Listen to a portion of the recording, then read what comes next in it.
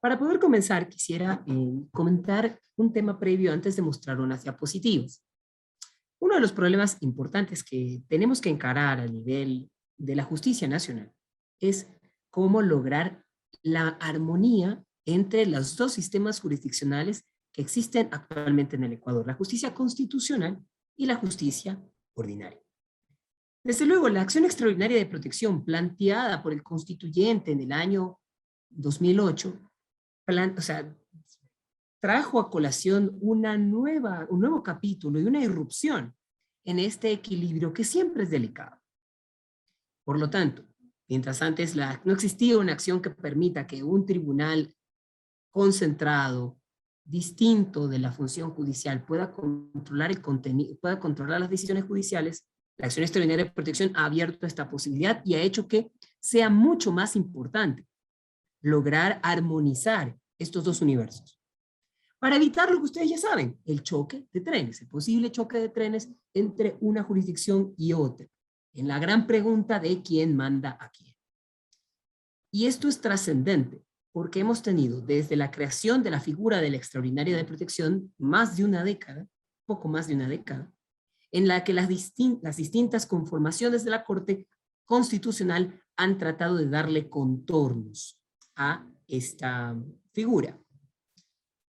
Pero es de destacar que la actual conformación de la Corte Constitucional, la cual está feneciendo su primer periodo de 3 años y estamos a puertas de una renovación, esta actual conformación ha tenido una tónica constante para lograr establecer estos contornos y por medio de ello lograr la búsqueda de este equilibrio. Esto lo destaco principalmente, porque en el conjunto de los ciudadanos y también de los judiciales, de los abogados en libre ejercicio, se ha interpretado en algunos eventos como si la extraordinaria de protección fuese un recurso más. Y desde luego esto no es así.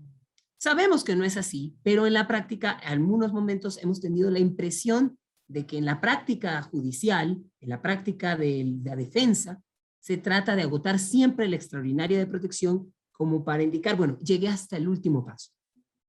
No obstante, lo que quiero presentarles a continuación son una serie de pinceladas jurisprudenciales para que nosotros, los litigantes, pensemos 2 veces antes de proponer una extraordinaria de protección en cara de que podríamos no tener el éxito deseado.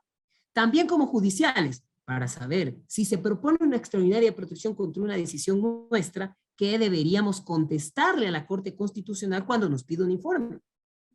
Y también, desde luego, para los estudiantes, para lograr tener en cuenta piedra trascendental para la diferencia entre estos dos sistemas jurisdiccionales. Déjenme ver si puedo, después de haber hablado un rato, compartirles una diapositiva. A ver, denme un segundo, por favor.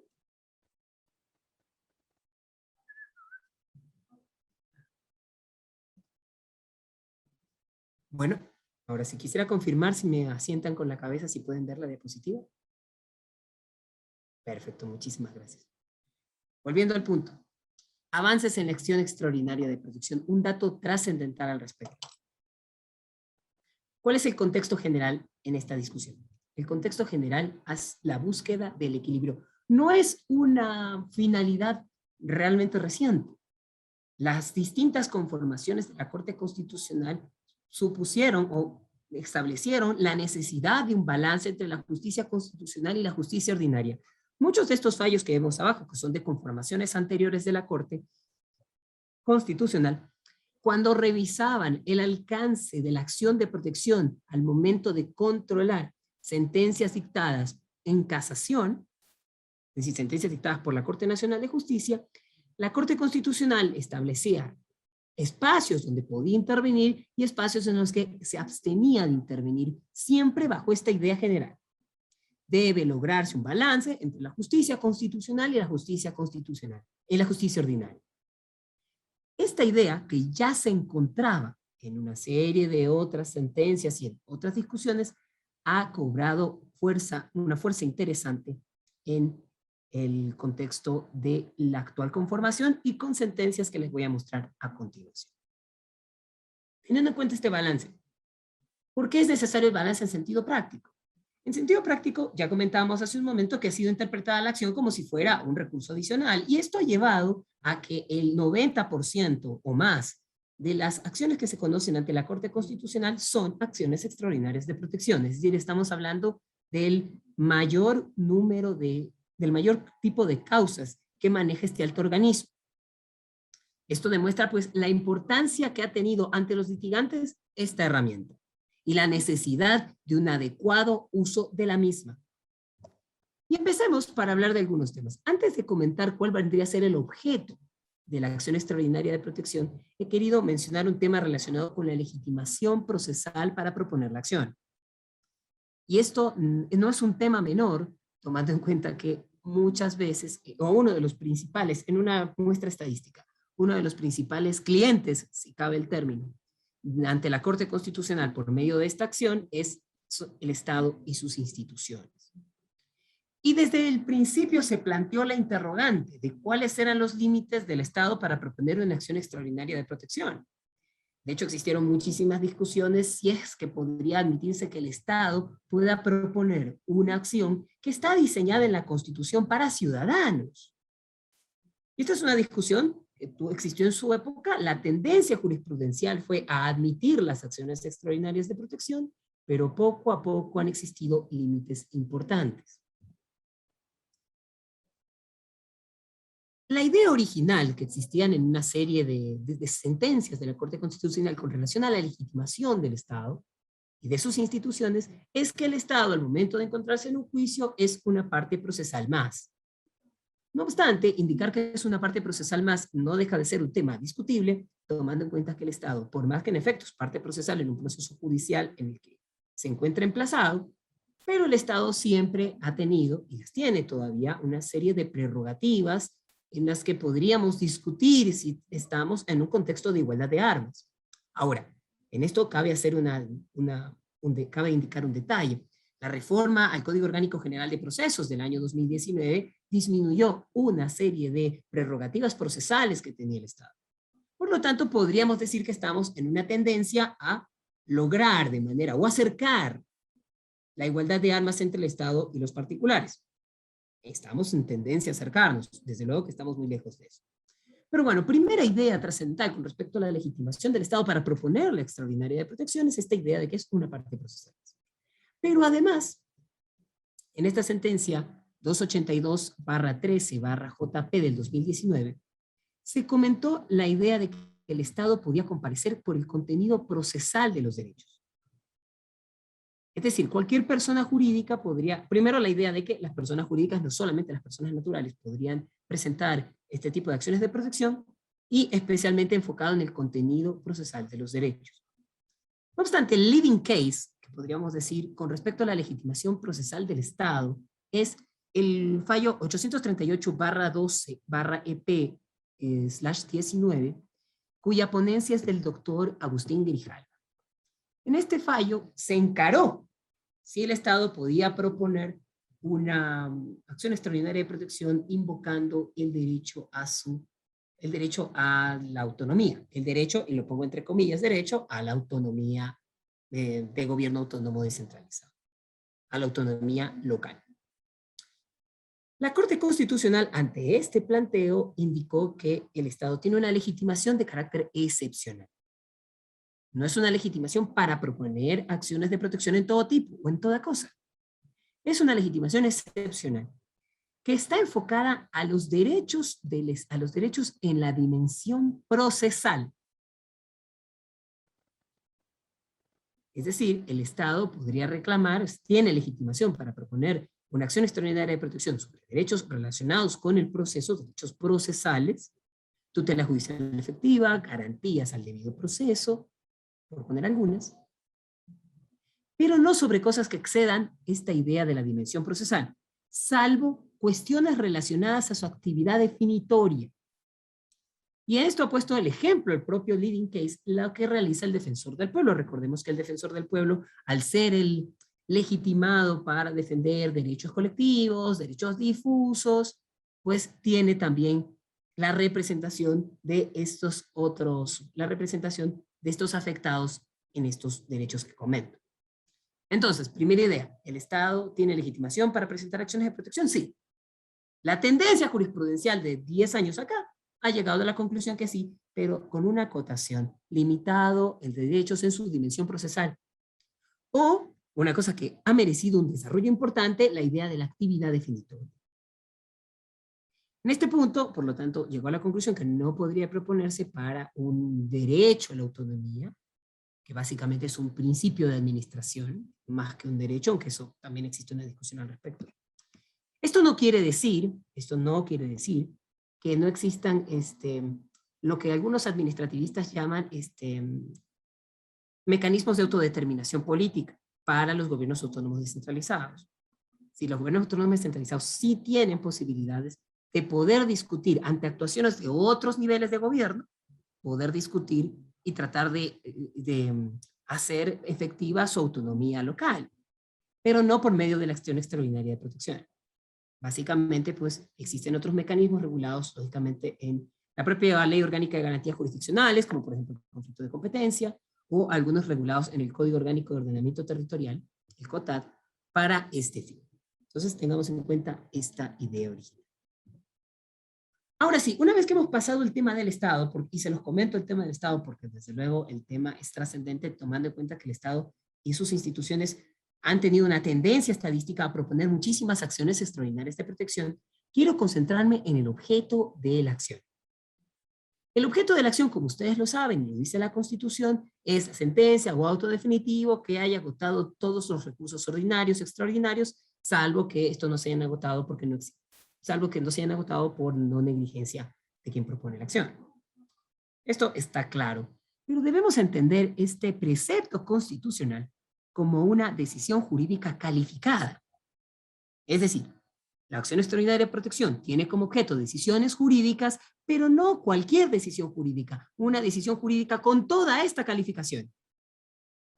El carácter de definitivo y el carácter de agotamiento de recursos son trascendentales para comprender la calificación que el constituyente le ha dado a la extraordinaria de protección para poder determinar su objeto.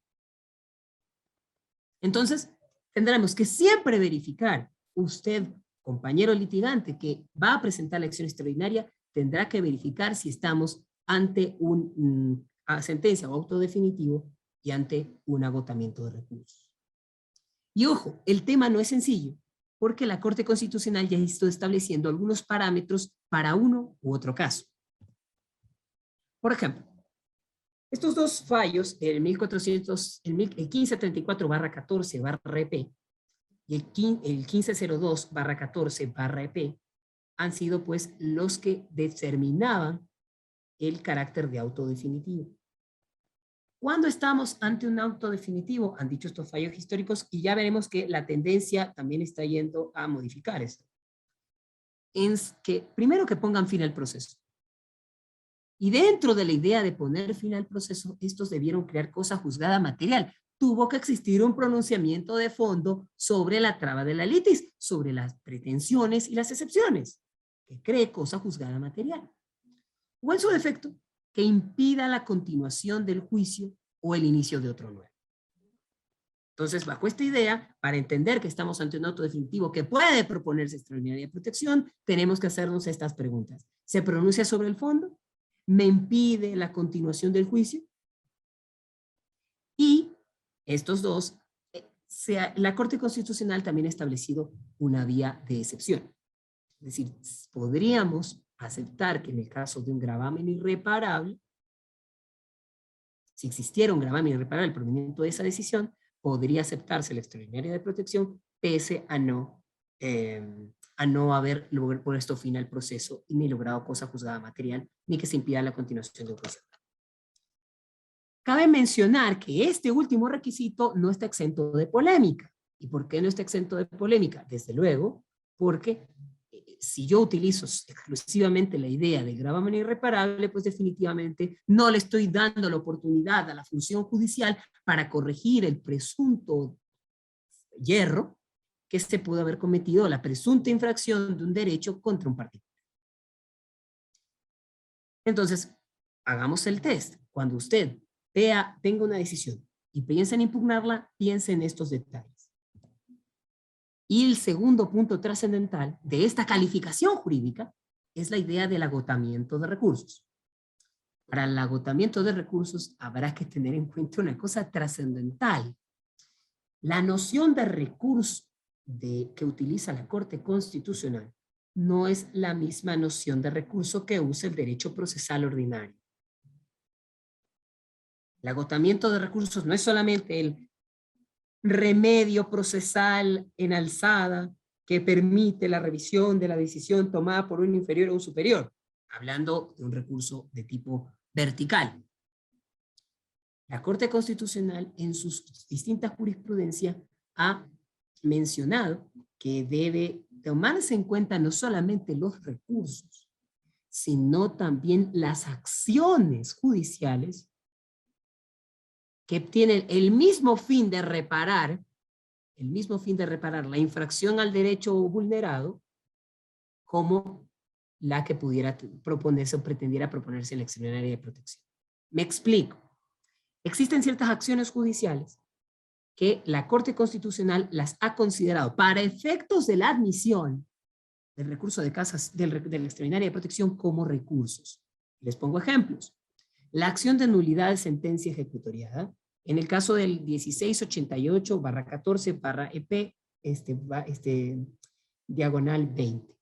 En este fallo, lo que se discutió es si se había agotado o no, porque vamos por partes. En la demanda de la acción extraordinaria de protección se propuso, ¿saben qué? Me dictaron una sentencia, ya está ejecutoriada, pero no me citaron.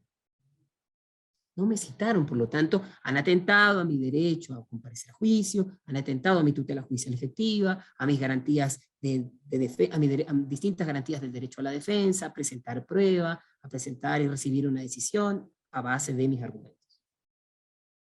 Pero si ustedes se dan cuenta, la fórmula para resolver, para arreglar, para reparar esta presunta vulneración a un derecho constitucional también puede realizarse por medio de una acción que existe en nuestro ordenamiento, que es la acción de nulidad de sentencia ejecutoriada. Entonces, ante esto la Corte Constitucional, ¿es necesario agotar las acciones ordinarias que permitan reparar lo que usted está alegando? Sí, es necesario. Reputando a la acción de nulidad de sentencia ejecutoriada como si fuera un recurso. No porque tenga que tramitarse como un recurso, atención, sino porque le doy la oportunidad a la función judicial de reparar el daño. La Corte Constitucional, desde esta perspectiva, para lograr este equilibrio, está dando los espacios a la justicia ordinaria para que puedan reparar los derechos vulnerados y que solo si la justicia ordinaria de ninguna manera pudo hacerlo, lo haga la Corte Constitucional. Otro ejemplo para figurar, la acción, ¿se acuerdan? Algunos somos ya grandes en esta sala, también hay unos jovencísimos. Recuerden que antes el Código de Procedimiento Civil tenía esta acción que permitía proponer una acción de inejecutividad de sentencia ejecutoriada en juicio ejecutivo. Era una acción que permitía, pues, si yo ponía una caución, discutir aspectos no discutidos en el juicio ejecutivo y evitar la ejecución. La Corte Constitucional también ha considerado en este fallo 266-13-P/20 que esta acción debía agotarse. ¿Por qué? Por lo que les hemos dicho. Darle a la función judicial la oportunidad de resolver, de solucionar las afectaciones o presuntas afectaciones a derechos fundamentales. Y que luego de eso, si la función judicial no pudo, allí se intervenga la Corte. Pero para que vean un caso bastante pragmático, hoy célebre, a propósito del decreto del presidente Guillermo Lasso, el agotar los recursos en el arbitraje. Porque ¿cuál es la pregunta? Tengo un laudo arbitral expedido, pues lógicamente por un tribunal arbitral. Considero que este laudo arbitral vulnera derechos fundamentales. ¿Qué hago? O propongo una extraordinaria de protección o propongo una acción de nulidad del laudo regulada en el artículo 31 de la Ley de Arbitraje y Mediación. La conclusión a la que ha llegado la Corte está basada en el mismo fundamento que hemos comentado. El artículo 31 de la Ley de Arbitraje y Mediación tiene causales para proponer el laudo. Y lo que la Corte ha dicho en estos dos fallos, 323/13/EP/19 y 31/14/EP/19, de ponencias de la doctora Carla Andrade y del doctor Enrique Herrería, lo que han indicado básicamente es que si la causal de la acción de nulidad del laudo comprende la presunta vulneración que yo estoy queriendo alegar, debo primero agotar la acción de nulidad del laudo. Vuelvo a la misma idea, debo darle la oportunidad a que la función judicial, a que la justicia ordinaria resuelva el problema. Si la vulneración que yo estoy queriendo alegar no se encuentra en ninguna de estas causales, en ese caso, pues, desde luego, si esto es lo que pasa, allí sí puede acudir directamente a la acción extraordinaria de protección, porque ahí no hay oportunidad de que la justicia ordinaria resuelva el problema. Entonces, atención con este dato. Antes de usted proponer la extraordinaria de protección, piense si existe algún remedio judicial, sea recurso o sea acción, que permita solucionar el problema que usted está acusando. La tendencia de la Corte va en este sentido. La noción de recurso es más cercana en la Corte Constitucional a la noción de recurso en el sistema interamericano. En el sistema interamericano la noción de recurso puede incluir también acciones y otro tipo de procedimientos, no solamente el acotado concepto de recurso de derecho procesal civil. Una vez que yo verifiqué que existía una decisión definitiva con el test que les he comentado y que agoté los recursos, incluyendo acciones que puedan solucionar el problema que se acusa en la propia vía ordinaria, yo tengo que acudir a la admisión. Es decir, presento mi extraordinaria de protección y llega a una sala de admisión de la Corte Constitucional, la cual hará una verificación que está en el artículo 62, 61, 61, 62, etc. de la Ley Orgánica de Garantías Jurisdiccionales,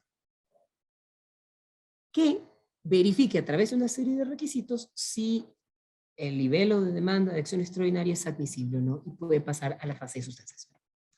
Y en esta admisión hay que tener en cuenta algunas cositas importantes. La primera de ellas, la Corte Constitucional en una decisión consolidadísima, la 1967/14/EP/20, ponencia del doctor Ali Lozada, con un voto concurrente del doctor Enrique Herrería, ha logrado establecer de manera muy buena. Mucha gente no tenía fe a esta resolución, pero la verdad es que la resolución es bastante práctica porque él ha tenido un sentido didáctico. Ha querido decirle a los ciudadanos, señores, esta es una manera útil y sencilla de armar un cargo que pueda conocer, un cargo claro para conocerse en la acción extraordinaria. Y depende, y de hecho lo interesante que exista el voto principal y el voto concurrente, es que el voto concurrente ha hecho una suerte de traducir a un lenguaje un poco más sencillo lo que con un lenguaje técnico se ha dicho en el voto principal. Entonces, los dos son útiles para poder entender cómo funciona el cargo y cómo funciona esta estructura. Primero, hay lo que en el fallo principal se llama una tesis, una conclusión. Es decir, existe una vulneración de un derecho constitucional. Yo concluyo, mi cargo va en el sentido de que existe una vulneración de este derecho constitucional concreto. Y de aquí viene la idea, la base fáctica y la base jurídica. La base fáctica implica en qué parte, no en cualquier parte de la sentencia, en qué parte de la sentencia, en qué extracto del auto existe la vulneración. Y la última parte de la justificación jurídica es cómo ese considerando, cómo ese extracto, cómo esa oración, cómo esa proposición que se encuentra en la sentencia, vulnera el derecho que estoy alegando como conclusión. Entonces es fácil.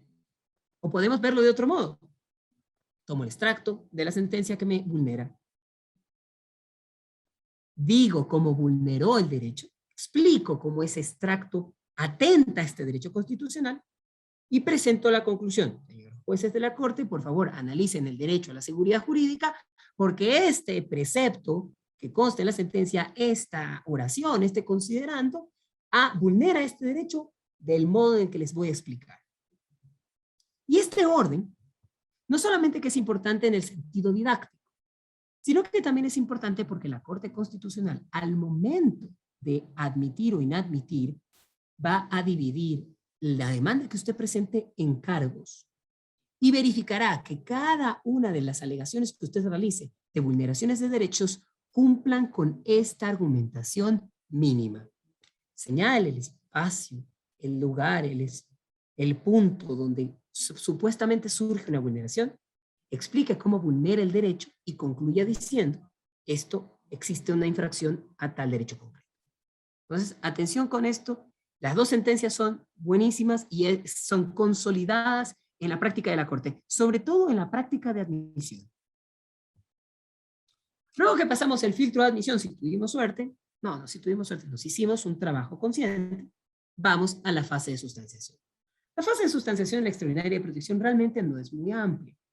Existe, si bien es cierto que la Ley Orgánica de Garantías Jurisdiccionales permite que se pueda convocar audiencias y hacer algunas prácticas especiales, no es la tendencia, es más bien excepcional que se realicen audiencias y mucho más excepcional que se realice cualquier otro tipo de diligencia. Básicamente, la sustanciación, en la gran mayoría de casos, tomando en cuenta también el nivel de rezago procesal que existe en la Corte, aunque se ha hecho muchísimo al respecto, es una elaboración, lógicamente un trabajo o elaboración del proyecto que va a ser conocido por el Pleno de la Corte Constitucional.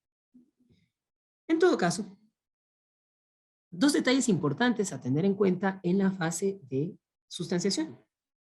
El primero es, ¿existe una preclusión entre la admisión y la sustanciación? La respuesta es sí. Es decir, yo no puedo tirarme atrás y decir, no, lo que se admitió está mal admitido. La regla general es que existe una preclusión que me impide regresar y revisar lo hecho en admisión. Salvo dos puntos concretos. Que haya existido un error y se haya admitido algo que no era objeto de la extraordinaria de protección. Es decir, un auto no definitivo, un auto por el que yo puedo poner recursos ordinarios. No es definitivo y yo puedo corregir eso. La Corte Constitucional puede no pronunciarse sobre el caso ante una falta de objeto. O también puede darse el caso de que no se pronuncie por una falta de agotamiento de los recursos. Y esta excepción tiene a su vez otra excepción, otra sobreexcepción, si no cabe el término.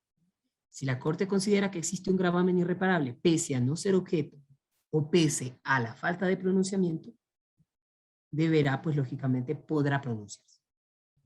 Entonces, esto es bastante interesante porque este punto es trascendental para lograr el equilibrio del que hemos hablado. De que no se abuse de la extraordinaria de protección en contradicción con el propio texto constitucional que exige que sea una sentencia o auto definitivo que se impugne por medio de esta garantía y que además agote todos los recursos ordinarios o extraordinarios, salvo que no exista negligencia del recurrente o del accionario.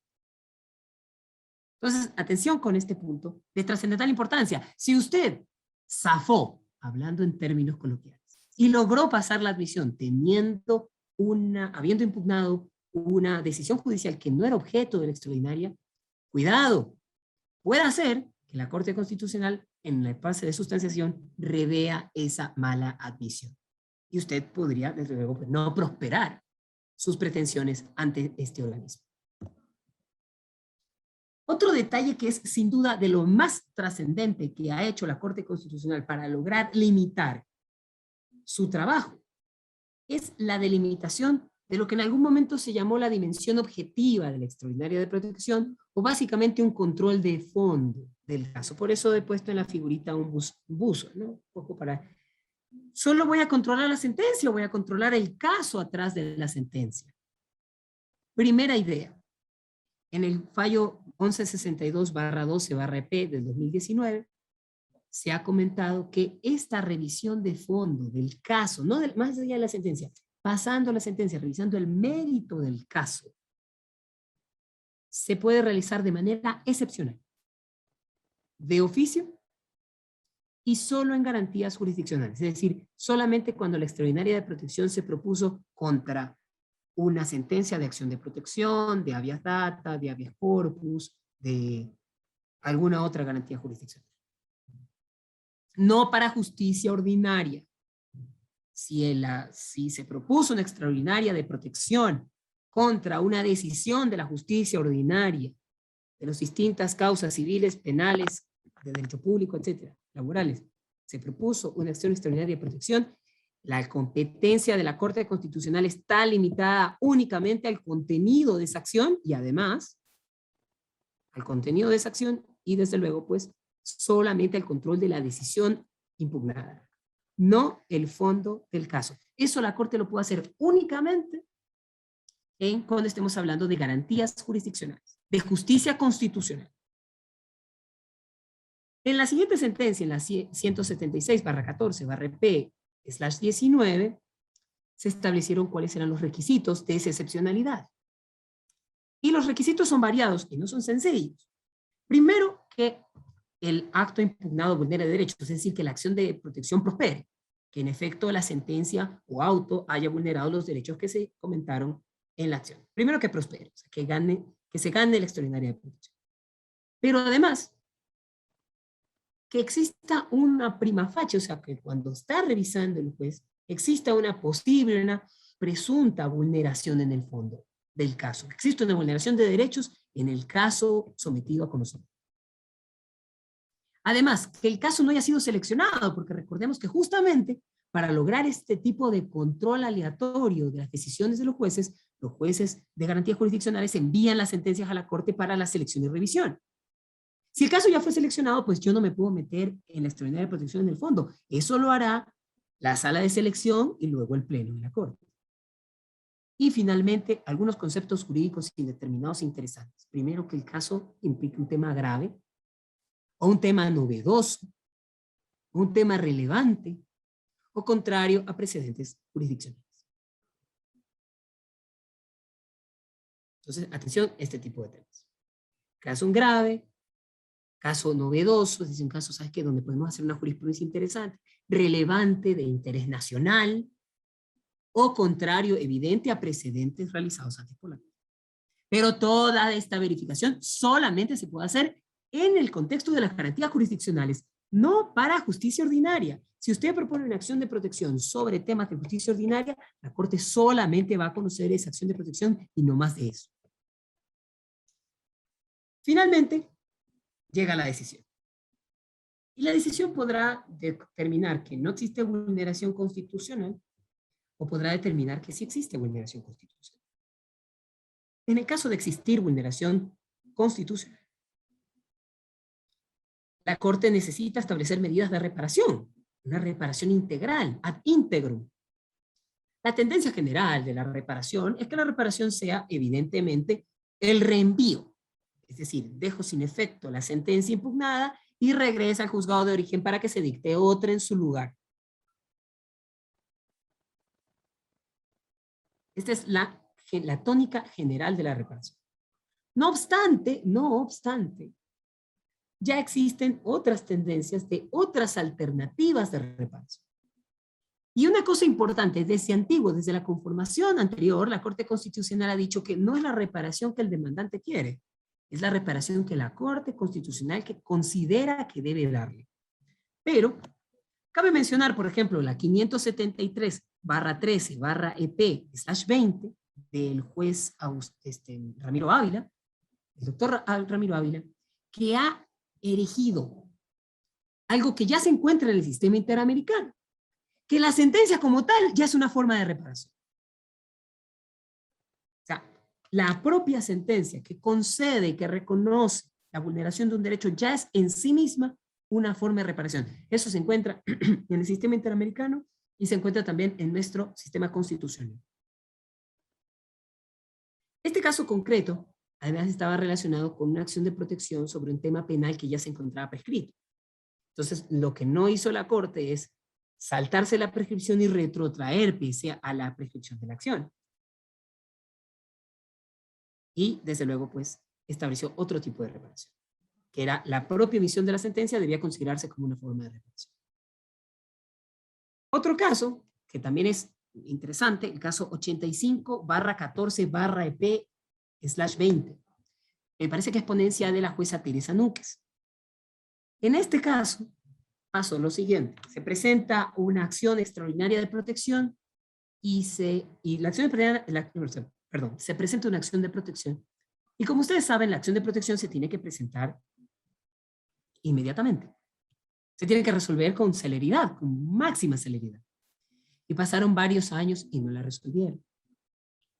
Se dictó el fallo al final y se propuso una sentencia contra el fallo indicando este fallo de acción de protección ha vulnerado la celeridad que caracteriza esto y es vulnerando así mi tutela judicial efectiva. En efecto, ¿había una vulneración por el retardo injustificado? Claro que había. Pero la vulneración por el retardo injustificado merecía o hacía que la mejor reparación sea la revocación de la sentencia dictada. La Corte Constitucional en este caso aclaró que no. Y estableció otro tipo de reparación. Si no me falla la memoria, era una reparación para determinarse de tipo económico. Me parece que era una reparación de tipo económico. Es decir, reconozco que hubo una vulneración, ya por sí la sentencia es un modo de reparación, además reconozco una reparación, me parece que era de tipo económico, pero no considero que la mejor manera de reparar sea revocar la sentencia que se dictó excesivamente atrasada. Como ustedes pueden ver, existen alternativas de reparación, no solamente el reenvío, no solamente la declaratoria de nulidad y por ende el retrotraimiento al momento en el que se debió dictar esa decisión judicial impugnada. En suma, señores, señores, la tendencia, y esto, por cierto, si quieren un poco ahondar, varios autores hemos emitido un libro con Corporación de Estudios y Publicaciones, el cual justamente contiene bastantes de las conclusiones de lo que les he presentado el día de hoy. El texto se llama, aquí lo tengo, ya les voy a decir en la ronda de preguntas, les digo el nombre del libro. Pero les recomiendo un poquito de publicidad, si lo pueden adquirir, les puede ser muy útil. Pero bueno, fin de la publicidad. Solamente recordarles que la tendencia importantísima de estos fallos de la Corte están todos conectados con la idea de que las atribuciones que tiene la Corte Constitucional en la acción extraordinaria de protección tengan límites. Si hay un mérito que tiene esta conformación de la Corte, es que se ha autolimitado en muchísimas de sus actuaciones con respecto a esta garantía. Y esto es trascendental para lograr, con un paso, son muchísimos más, para lograr la armonía entre ambos estadios jurisdiccionales. Espero, pues, desde luego que estas pequeñas pinceladas les hayan sido útiles a todas y todos. Yo quiero reiterar mi agradecimiento a los organizadores de este evento, desde luego a la Corte Provincial de Justicia de Manabí, saludando pues a todas las amigas y amigos manavitas que me escuchan el día de hoy, y bueno, pues despidiéndome, terminando en este modo mi exposición. Muchísimas gracias a todos.